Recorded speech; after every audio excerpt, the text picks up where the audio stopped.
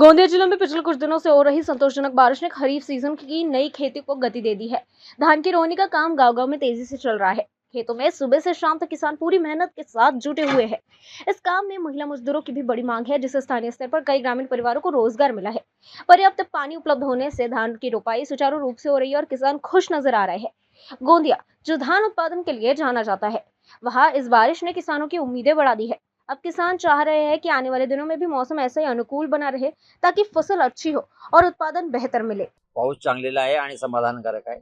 शेतामध्ये अनेक मजूर कामाला लागले आहेत आणि शेतकरी एवढ्या विंचित आहे की त्यांना मजूर मिळत नाही. त्यांच्यामुळे पाऊस सगळीकडे असल्यामुळे मजूर मिळत नाही. आमच्या इकडे आता तोडण्याची पद्धत आहे ती 4,000 रुपयेपर्यंत आहे आणि रोजी आहे ती 200 रुपये महिलांना आपण देत आहोत.